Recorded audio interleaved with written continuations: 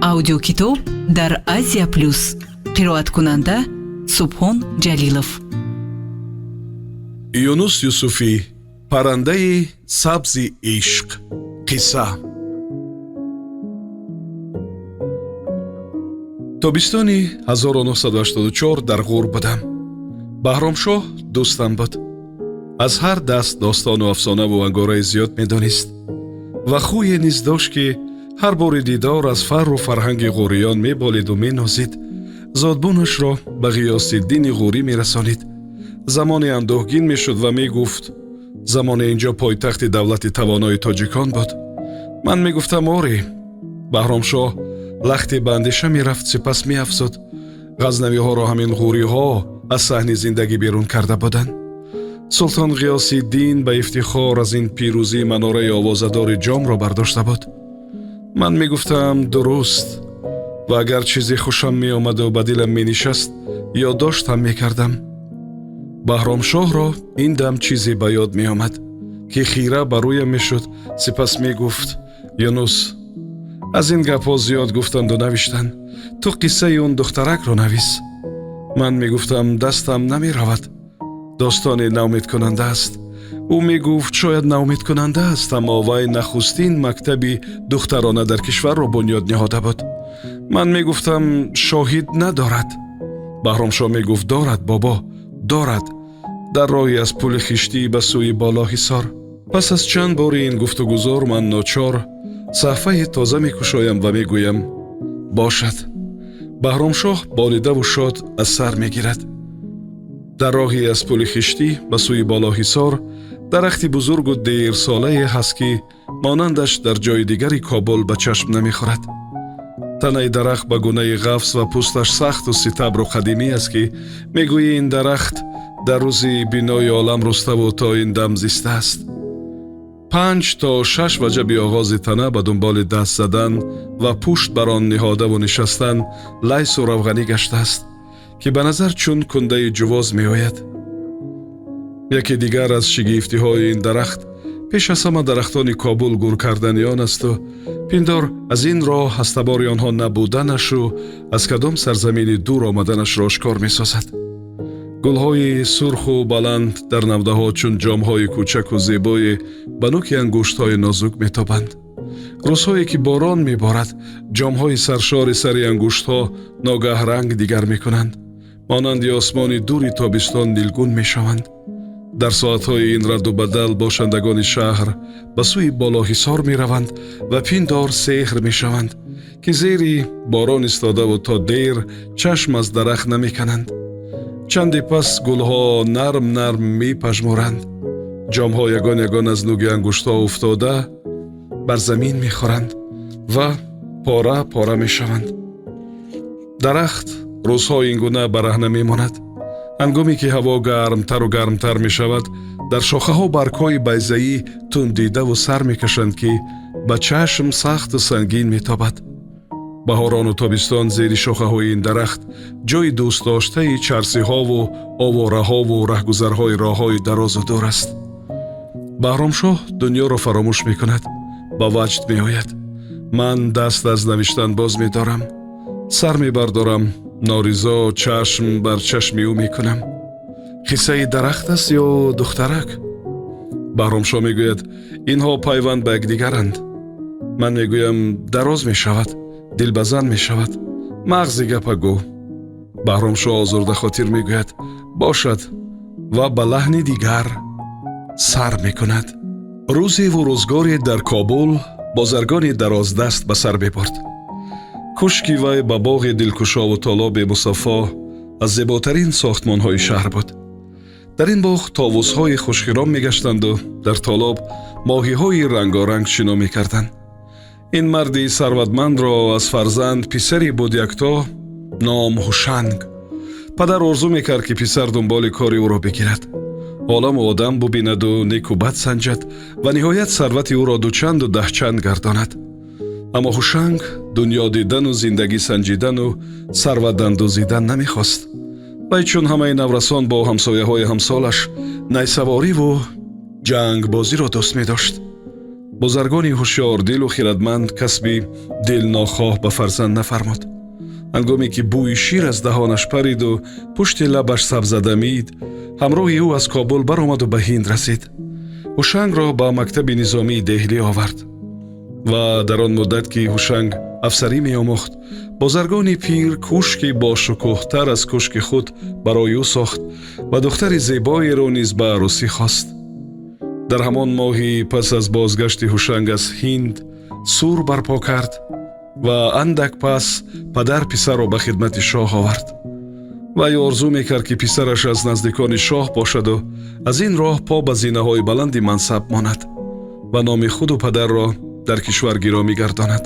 аммо шоҳ пас аз ним сол ҳушанги афсари ҷавонро ба кӯҳистони ғур фиристод. чанде буд ки дар фирӯзкӯҳ гурӯҳи дузду авбош даст ба ғорату яғмон мезад ва зиндагии мардумро ноорому паришон мекард. ҳушанг як даста сарбозро аз Кобул ба фирӯзкӯҳ овард ва дар дизи канори шаҳр нишаст. ғӯристон дар зимистон аз ҷаҳон мегусаст. обҳо зери ях мерафт, роҳҳо баста мегашт.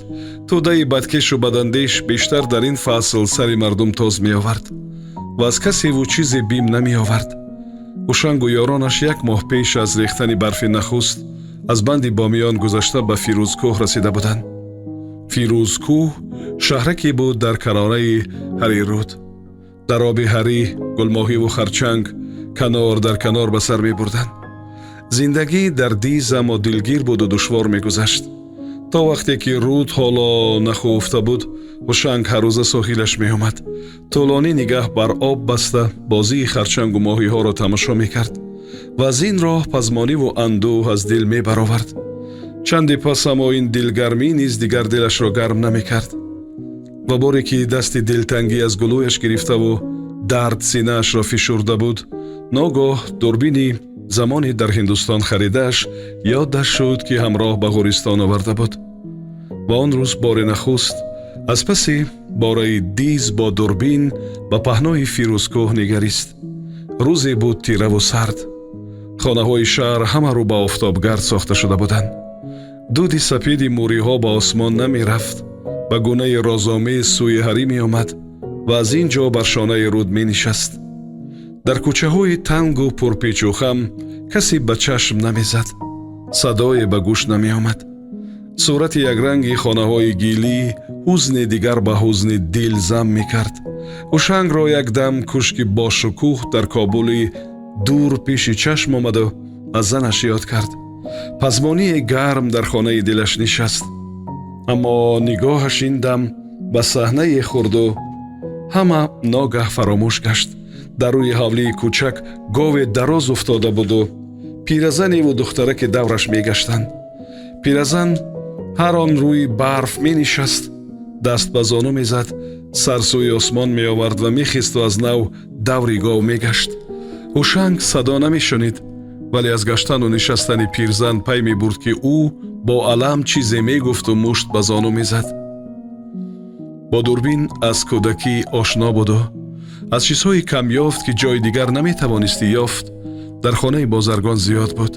шамширу камону найза, корду дашнаву кӯза, косаву чумчаҳои симину заррин ва аз ин табор чизҳои қиммати дигар. ҳушангро аммо аз ин миён дурбини як чашмаш дарозоварда бештар ҷалб мекард. ҳамин дурбини кӯҳна буд ки чизҳои дуру дастнорасро пеш меовард. бо садоҳо аммо наметавонист чунин кунад. вай дурбин аз чашм мегирифт, шигифт зада ба шишаҳо менигарист ва ба худ мегуфт ки созандаи дурбин агар садоҳоро низ монанди чизҳо наздик меовард, чӣ кори бузурге мекард. пайдост ки барои овозҳоро дар ба банд кардану пеш овардан зӯраш намерасид. он рӯз дар фирӯзкӯҳи дуру сард аммо ҳамон андешаи кӯдакӣ бозпас даст ба домонаш зад ки агар созандаи дурбин овозҳоро монанди чизҳо дарбанд мекард, ҳоло ин чӣ гуфтану муш ба зону кӯбидани пирзанро мешунид ва ҳодисаи бо гов рафтаро низ мефаҳмид. дунболи ин андеша ғайри ихтиёр аз диз баромад ва ба ҳавлии кӯчак омад. чанд тани дигар низ расида буданд ва хомӯш ба гови сарбурида менигаристанд. пирзан инак роҳ намерафт, даст ба зону намезад, ноҷунбон ба мурдаи гов нигоҳ мекард. мусаппиди ки аз дасти сармо дастҳоро пеши бар дар остинҳои ҷома карда буд ба марди кор ба даст мегуфт. Сарашро ки мебуридӣ пояш ҷунбид. Мард кордро рӯи ишками дамидаи гов монд, нигоҳашро аз нигоҳи дардолуду пирзан гурезонд. Не соҳиб, ришсафед афзуд, ҳаром аст ва пӯш гардониду рафт. тани пирзан такон хӯрд ва дар ҷояш нишаст. дида мешуд ки дар пайкари нотавонаш магар пӯсту устухон чизе дигар набуд. мӯи хокистарӣ аз зери шол ба рӯи пурожангу пажмурдааш шорида монанд ба пахоли порина буд. духтарак канори ӯ нишаст ва дастҳоро бар гарданаш ҳалқа кард ва инак ҳар ду талх мегиристанд. кулбаи пирзан дар лаби ҷӯе калоне буд. ҷӯе ки аз ҳареруд сар мешуд, аз ҳавлии ӯ мегузашт то ба ҳотаву боғу полисҳои дигари рӯсто мерафт. аз дари кулба то лаби ҷӯ чанд гом беш набуд. шабҳои тобистон ҷогаи хобашон рӯи ҳавлӣ густурда мешуд ва зери нағмаи об хоби ширинашон мебурд. асбоби рӯзгорашон бисёр сода, вале ҳама покизаву озода буду дар назму низоми вежа ба сар мебурданд.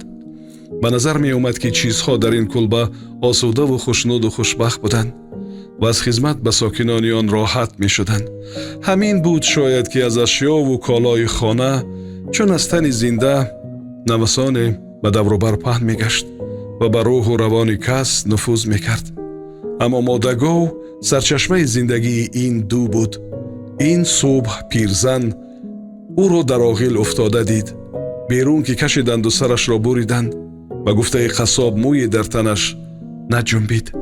пирзан аз шири гов гуна гуна ғизо мепухт, мост месохту бозор мебурд. саргини гов дар зимистон оташдонашонро равшан медошту дасти дарози сармои кӯҳистонро кӯтоҳ мекард. аз оғози баҳор то тангии тирамоҳ пиразану духтар ҳар пагоҳ ҳамроҳи гов аз ҳавлӣ мебаромаданд. бегоҳ як бандалаф ё буттаву хору хас бар тори сари пирзан бозпас меомаданд. инак ин достон ба поён омадаву назму низоми зиндагӣ вайрон шудаву замин дар фазо роҳгум зада буд. вале инро ҷуз пирзану духтарак каси дигар пай намебурд. на ришсафед, на қассоб, на боди раҳгузар ва на тӯдаи ҳангомагар.